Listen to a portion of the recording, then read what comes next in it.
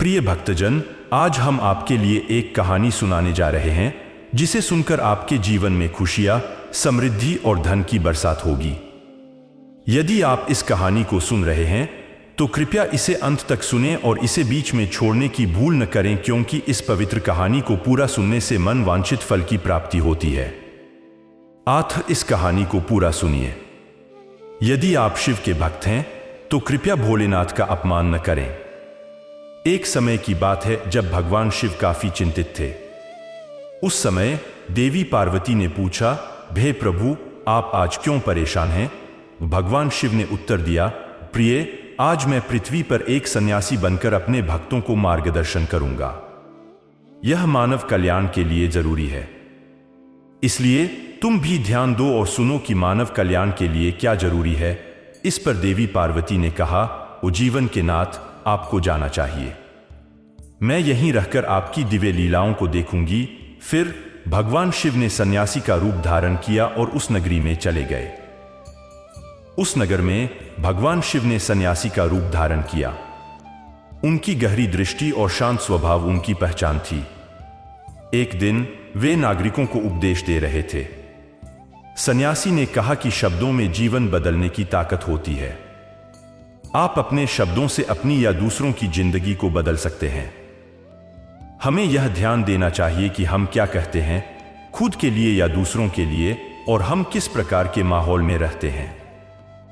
यह कहकर सन्यासी ने अपनी शिक्षा समाप्त की और वहां से चले गए।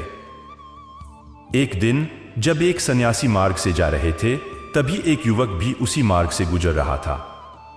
युवक ने जब सन्यासी को देखा तो हंसी के मारे लोटपोट हो गया और बोला, गरे बाबा, तुम तो ढोंगी हो। तुम कहते हो कि शब्दों में गहरी शक्ति होती है जो जीवन को परिवर्तित कर सकती है। हम अपने शब्दों से अपनी जिंदगी कैसे बदल सकते हैं? ये तो मात्र कहने की बातें हैं।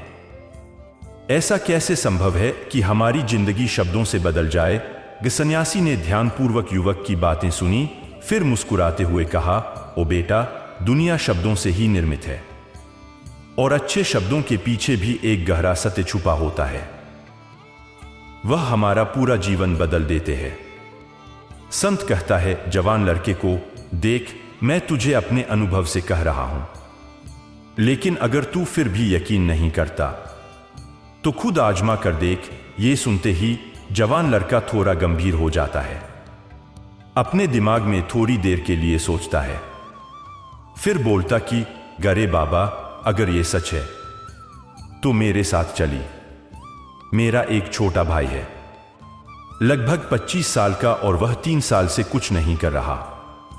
वह बस लेता रहता है, पूरा दिन कुछ सोचता रहता है। हम सब उसकी स्थिति से बहुत चिंतित हैं। हमारे माँ बाप भी बहुत परेशान हैं। हमने कई तरीके अपनाए हैं, कई योजनाएं बनाई, लेकिन कुछ काम नहीं आया, और हमने उसे कई दफा समझाने की कोशिश की है, पर वो कुछ भी नहीं बोलता। पूरा परिवार इससे बहुत थक चुका है और हार मान चुका है। आखिर में उसे क्या करना है यह किसी को पता नहीं। तो फिर हमारे शब्दों का उसकी जिंदगी पर असर क्यों नहीं हो रहा? और जैसा कि तुम कहते हो, अगर शब्दों में सच्चाई होती है जो जिंदगी बदल सकती है, तो क्या तुम मेरी मदद करोगे? इस पर संत मुस्कुरा देता है और जवान लड़के के साथ चल पड़ता है। वह लड़का संत को खेत में ले जाता है और अपने भाई की ओर इशारा करके कहता है, अरे गुरु, यह मेरा भाई है जो पूरे गांव में आलसी और निकम्मे के लिए मशहूर है। तुम कहते हो कि शब्दों में ताकत है जो हमारी जिंदगी बदल सकती है, तो क्या तुम्हारी बातें उसकी जिंदगी बदल सकती हैं? अगर ये सच है तो उसकी जिंदगी बदल कर दिखाओ। संत ने ध्यान से जवान लड़के के भाई को देखा। वह एक पेड़ की छाया में शांति से सो रहा था। जब संत उसके भाई तक पहुंचते हैं और उसके सिर को धीरे से छू कर कहते हैं, उठ जा बेटा, काफी देर हो गई है, अब सोने का वक्त नहीं है, उठने का वक्त है। संत की आवाज सुनते ही लड़का थोड़ा हैरान हो जाता है। अंत में कौन मुझे इतना प्यार से जगा रहा है? वरना गांव के लोग तो मुझे हमेशा आलसी और लापरवाह कहते हैं। कौन इतना प्रेम दिखाता है मुझे? उसने अपनी आंखें खोलीं, पलकें झपकाईं और पूछा, गरे बाबा, तुम कौन हो और तुम यहां क्यों आए हो? गतब संत ने उत्तर दिया, ओ बेटा, मैं तुमसे यही सवाल पूछना चाहता हूं कि तुम कौन हो। यह तुम्हें जानना चाहिए। उसकी बातें सुनकर लड़का हंस पड़ा और बोला, गच्छा बाबा, अगर तुम्हें यह जानना है तो गांव के किसी व्यक्ति से पूछो, तुम्हें पता चल जाएगा कि मैं कौन हूं। सभी लोग तुम्हें बताएंगे कि मैं आलसी हूं, निकम्मा हूं। तरह तरह की बातें सुनाई देंगी और तुम जान जाओगे कि मैं कौन हूं। एक मुस्कुराहट के साथ संत ने फिर लड़के से कहा, पहले तो मेरी बातों को ध्यान से सुनो। मेहनती व्यक्ति की बातें अक्सर गहराई में उतर जाती हैं, इसलिए खुद को कभी कम मत समझो। अपनी आदतों को सुधारो और मेरी सलाह को समझो। मैंने उन गांव वालों से नहीं पूछा कि तुम कौन हो, मैं तुमसे पूछ रहा हूं कि तुम कौन हो। लेकिन तुमने मुझे अपनी आदतें दिखा दी हैं। आलसी होना तुम्हारी पहचान नहीं है, यह तुम्हारी आदत है। व्यक्ति नहीं, उनकी आदतें बुरी होती हैं। इसलिए बेटा, तुम आलसी या कामचोर नहीं हो, यह सिर्फ एक आदत है। यह एक ऐसी बात है जिसे गांव वाले नहीं समझ पाएंगे। इन सब बातों को सुनकर लड़का थोड़ा हैरान था, क्योंकि गांव वाले हमेशा उसे आलसी होने पर ताने मारते थे। उन संत के शब्दों को सुनके लड़के के आंखों में आंसू भर आए। उसने तुरंत अपने हाथ जोड़ लिए और उन संत के चरणों में गिर गया और कहने लगा, तुम सच बोल रहे हो, यह मेरी आदत है और मुझे इससे बहुत परेशानी होती है। मैंने बहुत कोशिश की, कई तरीके अपनाए, लेकिन फिर भी मैं इस आदत से मुक्त नहीं हो सका। इस आदतों से छुटकारा पाना बहुत मुश्किल है। मैंने आलसीपन को छोड़ने की कई बार पूरी कोशिश की, लेकिन कोई फायदा नहीं हुआ। जब भी मैं कोई काम करने की कोशिश करता हूं, मेरा दिमाग अनजानी जगह पर चला जाता है। मेरा मन किसी और दिशा में काम करना शुरू कर देता है और मैं उस लक्ष्य पर ध्यान नहीं दे पाता। मैं क्या करूं, कैसे करूं, मुझे कुछ समझ नहीं आता। जब भी मैं किताबें पढ़ने की कोशिश करता हूं, नींद मुझे कब्जे में कर लेती है। मुझे बेहद अजीब महसूस होता है। ऐसा लगता है कि मेरा जीवन व्यर्थ है। जब मैं इस दर्द को सहन नहीं कर पाता तो मैं सो जाता हूं, ताकि जब उठूं तो फिर से दर्द महसूस करूं। अब मुझे यकीन है कि मैं इन आदतों से मुक्ति पा सकता हूं। वे मुझे छोड़ेंगे नहीं। इस पर वह संत लड़के से कहते हैं, ओ बेटा, अगर तुम इस आलस्य की आदत से छुटकारा पाना चाहते हो तो मैं तुम्हें एक उपाय बता सकता हूं। लेकिन तुम्हें कल सुबह मुझसे मिलने आना होगा ताकि मैं तुम्हें उस उपाय को समझा सकूं। अगर तू वह उपाय सीखना चाहता है तो कल सुबह मेरे पास आ। ये कहके वह संत वह से चले गए। पर संत के सारे शब्द लड़के के कानों में गूंज रहे थे। उसको समझ नहीं आ रहा था कि संत उसे कौन सा रास्ता दिखाएगा, कौन सा उपाय बताएगा, जिससे उसके जीवन से आलसीपन हमेशा के लिए खत्म हो जाएगा। जब उसने सोचा, रात हो गई। रात भर वह अपने बिस्तर पर करवटें बदलते रहे, संत के शब्दों पर विचार करते हुए। इस तरह जब समय बीत गया, सुबह आई और लड़का संत के पास गया। लड़का संत को नमस्कार करता है और कहता है, भे बाबा, जैसे आपने निर्देश दिया मैं यहां उपस्थित हूं। अब कृपया मुझे वह मार्ग दिखाइए जिससे मैं अपने जीवन में आलस्य को दूर कर सकूं।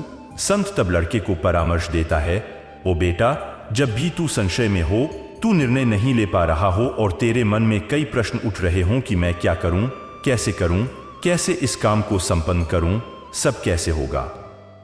उस वक्त अपने बीते हुए समय को याद करो और सोचो कि जब तूने पहली बार कुछ नया किया था तब लोग क्या कह रहे थे। अतीत पर ध्यान न दो, बल्कि अपने भविष्य पर केंद्रित रहो। इसमें लड़का सवाल करता है, भविष्य कैसे अच्छा हो सकता है? संत ने जवाब देता है, सोचो कि आज तुम्हें कुछ कमी नहीं है। तुम्हें जो चाहिए तुम्हारे पास सब कुछ है, सब सुख और आराम। अब बताओ तुम अपनी जिंदगी कैसे बिताना चाहते हो। इस पर लड़के ने, जिसे अब तक गांव के लोगों की ताने सुनी थी, एक पल के लिए सोचने लगा, क्योंकि किसी ने अब तक उसकी जिंदगी के बारे में बात नहीं की थी और संत उसके भविष्य के बारे में बात कर रहे थे। संत के शब्दों को सुनते ही लड़के ने अपने आप से पूछना शुरू किया कि अगर उसे सब कुछ मिलता है जो उसे चाहिए और सब सुख है, तो वह अपनी जिंदगी कैसे जिए। कुछ देर सोचने के बाद उसने संत से कहा, वो बाबा, मैं दुनिया घूमना चाहता हूं, पहाड़ों पर चढ़ना चाहता हूं, समुद्र के किनारे घूमना चाहता हूं और एक महान व्यापारी बनना चाहता हूं। अचानक लड़के का ध्यान भटक गया और उसने संत से कहा, पर बाबा, यह सब कैसे संभव है? सिर्फ सोचने से तो कुछ नहीं होगा। यह कहते हुए उसकी आंखों के सामने उसके बीते हुए पल छा गए और वह निराश होने लगा। तब उसने सोचा, मेरे पास तो पैसे भी नहीं हैं, मैं एक सफल व्यापारी कैसे बन सकता हूं? व्यापार में मेरा कोई अनुभव भी नहीं है, मैं इस स्थिति से कैसे निकल सकता हूं? लड़के के सवालों का जवाब देते हुए संत उसे कहता है, हर रात सोने से पहले अपने लक्ष्य को एक कागज पर लिखो। सुबह पहली उसी चीज देखो कि वो लक्ष्य और सोचो कि आज तुम क्या कर सकते हो उसे हासिल करने के लिए। उस कागज पर लिखे हुए लक्ष्य को उसी दिन पूरा करने के लिए हर संभव प्रयास करो। इस पर लड़का कहता है, ठीक है, तुम सच बोल रहे हो, पर जब मैं बहुत सोचने लगता हूं तो मेरा मन भटक जाता है और अलग अलग विचार आते हैं। इन विचारों को शांत करने के लिए मैं सो जाता हूं ताकि वो मुझे परेशान ना करें। लड़के की इस उलझन का समाधान देते हुए संत कहते हैं, ओ बेटा, अपने मन के चलचलन को पकड़ लो और शब्दों की मदद से एक नया भविष्य बनाओ। इस पर लड़का कहता है, ओ बाबा, मुझे समझ नहीं आता तुम क्या कहना चाहते हो, मैं आपके शब्दों को समझ नहीं पा रहा हूं। संत मुस्कान के साथ कहते हैं, ओ बेटा, यह कैसे होगा? यह सिर्फ एक सवाल नहीं है, यह एक डर है जो तुम्हारे भीतर है, जो तुम्हें आगे बढ़ने से रोकता है और पीछे खींचता है। सच्चाई यह है कि किसी को नहीं पता कि चीजें कैसे बदलेंगी, लेकिन जब कोई दृढ़ संकल्प करता है तो वह निरंतर प्रयास करता है और अंततः सफल होता है। तब लड़का महात्मा से पूछता है, गरे बाबा, अगर ऐसा है तो चिंता क्यों बनी रहती है, क्यों बार बार अशांति होती है? महात्मा जवाब देते हैं, ओ बेटा, यह इसलिए है क्योंकि तू डरता है कि तू कमजोर है, तेरे अंदर कमी है, तू सक्षम नहीं है और इसीलिए तू प्रयास करने से कतराता है। तेरा दिमाग हमेशा तुझे रोकता है। जब भी तू कुछ शुरू करना चाहेगा, तेरा दिमाग कहेगा कि आगे मत बढ़, वरना तू असफल हो जाएगा। इसलिए तू चिंता करना शुरू करता है और तेरा दिमाग अशांत हो जाता है। फिर लड़का कहता है, बाबा, जो तुमने कहा बिल्कुल सही है, लेकिन अब बताओ मैं इस उलझन से कैसे बाहर निकलूं? इस पर संत लड़के को कहते हैं, बेटा, इस समस्या का हल बहुत आसान और सरल है। तुमने देखा होगा कि हम अपने आप को अक्सर दोष देते हैं, विभिन्न शब्दों का इस्तेमाल करते हैं जो हमारे अंदर प्रवेश करते हैं और हमें आगे बढ़ने से रोक देते हैं। इन शब्दों का हमारे ऊपर गहरा असर होता है, क्योंकि जैसे हम बोलते हैं और सोचते हैं वैसे ही बन जाते हैं। तो अगर तुम अपने आप को बदलना चाहते हो और सक्षम बनना चाहते हो, तो खुद को गलत मत बोलो। तुम्हें नए संदेश अपने आप को देना होगा, बिल्कुल जैसे मेरे शरीर के हर अंग, हर विचार में शांति और ऊर्जा भरी हुई है। मैं रोज के लक्ष्यों को देखता और आत्मविश्वास के साथ पूरा करता हूं। मैं अपनी कमजोरी को अभ्यास में परिणामित करता हूं, चिंता को ध्यान में परिवर्तित करता हूं और लगातार अपने लक्ष्यों पर उत्साह और ऊर्जा के साथ काम करता हूं। जब तुम अपने आप से ये शब्दों को कहोगे, तो तुम अपने आप को शक्तिशाली महसूस करने लगोगे और तुम्हारी सभी चिंताएं धीरे धीरे गायब होने लगेगी, क्योंकि ये शब्दों की शक्ति है। ये तुम्हें उस रूप में बनाएगी जो तुम सोचते हो। तुम उन विचारों को इतना ही महसूस करते हो जितना कि तुम उन्हें बोलते हो। इन शब्दों को अपने आप पर वैसी ही भावनाओं के साथ प्रभावित होने दो। धीरे धीरे ये शब्द तुम्हारे दिमाग और व्यक्तित्व का एक हिस्सा बन जाएंगे। लेकिन याद रखना, तुम्हारा मन आसानी से हार नहीं मानेगा। जब तुम आगे बढ़ोगे, वह तुम्हें पहली मौका पर खींच लेगा। तेरे पुराने कर्म तुझे याद दिलाएंगे जिससे तू डर सके और अपने लक्ष्यों से भटक जाए। लेकिन इसकी चिंता मत कर, क्योंकि उन नकारात्मक शब्दों के कारण तेरा मन नकारात्मक विचारों को स्वीकार करने लगेगा। फिर संत ने लड़के को धमकाते हुए सलाह दी, यह भी याद रखना कि तेरा ध्यान कभी भी सुस्ती पर नहीं होना चाहिए। अर्थात तू सुस्ती को कभी नहीं हटा सकता, लेकिन तुझे एक नए भविष्य का निर्माण करने में जुट जाना चाहिए। तुझे एक नई व्यक्तित्व बनाना है। तेरा सारा ध्यान केवल लक्ष्य पर होना चाहिए। संत के शब्द सुनने के बाद लड़का कहता है, ठीक है बाबा, मैं आपके बताए अनुसार सब करूंगा। फिर संत ने उस लड़के से कहा, ओ बेटा, मैं अब इस गांव से जा रहा हूं। मैं कुछ वर्षों बाद वापस आऊंगा। ये कहकर संत चले गए और लड़का अपने घर वापस लौट गया। पर अब लड़के के मन में विविध विचार उमड़ रहे थे। उसने सोचा कि कैसे वह दुनिया घूम सकता है, नए लोगों से मिल सकता है और अपने शौक पूरे कर सकता है। उसने अपने सपनों का जीवन जीने के बारे में विचार किया और इन विचारों को एक कागज पर उतार दिया। फिर वह सो गया। अगली सुबह जब उसने अपनी आंखें खोलीं, तो उसने अपने लिखे हुए लक्ष्यों को फिर से पढ़ा। कुछ देर सोचने के बाद उसने संत के शब्दों को याद किया, आज तुम अपने लक्ष्यों के लिए क्या कर सकते हो? उसने खुद से पूछा, आज मैं अपने लक्ष्य को प्राप्त करने के लिए क्या कर सकता हूं? उसने फिर से उस कागज पर ध्यान केंद्रित किया जिस पर लिखा था कि बाजार जाकर लोगों के व्यापार को देखो और समझने की कोशिश करो कि वे क्या खरीदते हैं और क्या बेचते हैं। इसे पढ़कर वह तुरंत बाजार की ओर चल पड़ा और वहां जाकर विभिन्न दुकानों में बैठा, जहां उसने देखा कि लोग विविध व्यापारों में कैसे व्यस्त हैं और विभिन्न प्रकार के सामान को खरीदते और बेचते हैं। इसको पढ़ने के बाद वो तुरंत बाजार गया। अलग अलग दुकानों में बैठकर उसने देखा लोग अलग अलग व्यापारों में व्यस्त हैं, विभिन्न चीजें को खरीदते और बेचते हैं। लेकिन उसको समझने में मुश्किल हुई क्योंकि लोग विभिन्न व्यापारों में लगे थे, विभिन्न प्रकार के सामान को बेच रहे थे और कोई भी उसे कोई मदद नहीं देगा। वह घर लौटकर बहुत उदास और निराश हो गया। उसी वक्त उसके दिमाग में फिर से संत के शब्द आए, शब्दों में बड़ी शक्ति होती है और शब्दों से हमारी जिंदगी बदल सकती है। उसने तय किया कि वह सकारात्मक विचार या तसल्लियां अपनाएगा।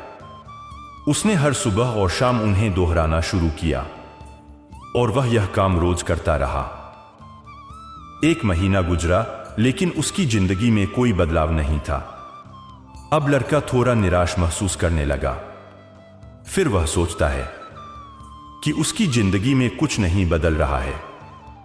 लेकिन 1 महीने के बाद उसे महसूस हुआ कि उसे सुधार महसूस हो रहा है। उसका दिमाग साफ सोच रहा था और वह पहले से ज्यादा घूम रहा था।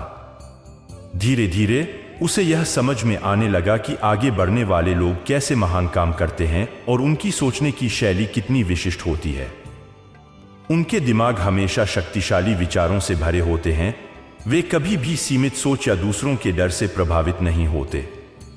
जब भी उन्हें कोई समस्या आती है, वे घबराते नहीं हैं, बल्कि समस्या का समाधान ढूंढने का प्रयास करते हैं, समस्या को सुलझाने पर केंद्रित रहते हैं और कभी भी मौके का इंतजार नहीं करते। वे खुद पर भरोसा रखते हैं और बिना देर किए आगे बढ़ते हैं। जब ये विचार उसके लिए मायने रखने लगे, तो वह भी धीरे धीरे प्रगति करने लगा। उसने वैसा ही व्यवहार करना शुरू किया। तब से वह कभी भी बेकार नहीं बैठा करता था।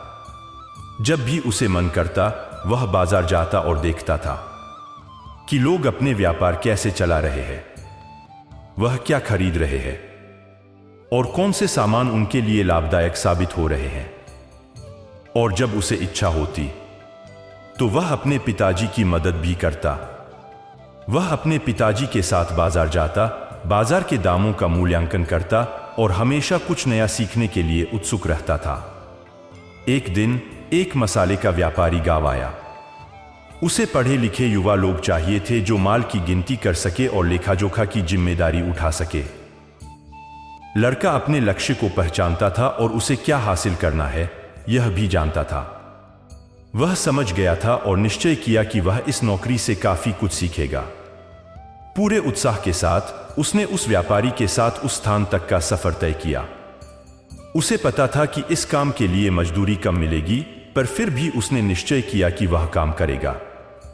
अब लड़के का दृष्टिकोण पूरी तरह बदल चुका था। अब वह दूसरों की तरह नहीं सोचता था। उसने बहुत ईमानदारी और बुद्धिमत्ता से काम किया। केवल 3 महीने में ही व्यापारी ने महसूस किया कि यह युवक बहुत बुद्धिमान है और व्यापार में महत्वपूर्ण भूमिका निभा रहा है। इसलिए मसालेवाला ने लड़के को अपना सहायक बना दिया। व्यापारी ने देखा कि इस लड़के में कुछ खास बात है। वह हर सुबह पढ़ता लिखता था, ध्यान लगाता था, नई चीजें सीखता था और मुश्किलें आई तो भी शांत बना रहता था। वह हर किसी से तमीज से बात करता था और सबको इज्जत दिखाता था। 1 साल के बाद व्यापारी बहुत खुश था इस जवान से। धीरे धीरे उसने जवान को व्यवसाय के सभी गुण सिखाए और जल्दी ही लड़का एक छोटा व्यापारी बन गया। जब युवक ने व्यापार समझ लिया तो उसने जड़ी बूटियों के उपचारों का व्यवसाय शुरू किया। कुछ ही वर्षों में वह शहर का सबसे बड़ा व्यापारी बन गया। लोग उसे बड़े व्यापारी के नाम से जानने लगे। उसकी ख्याति दूर दूर तक फैल गई। लगभग 5 वर्ष बाद जब वह अपने घर वापस आया, लोग बहुत हैरान हुए। जो उसे जानते थे वे उसे देखकर चकित रह गए। उन्होंने उससे पूछा, तुमने अपने आप को इतना कैसे बदला? तब उसने उत्तर दिया, वह बाबा सही थे। शब्दों से हम अपनी जिंदगी बदल सकते हैं, यह कहकर वह कैलाश पर्वत की ओर चल पड़ा जहां भगवान शिव का निवास है, उनके दर्शन करने के लिए। आशा है कि यह वीडियो आपको पसंद आया होगा। यदि आप शिवजी के निष्ठावान भक्त हैं तो कृपया चैनल को सब्सक्राइब करें, वीडियो को लाइक करें और कमेंट्स में हर हर महादेव लिखें।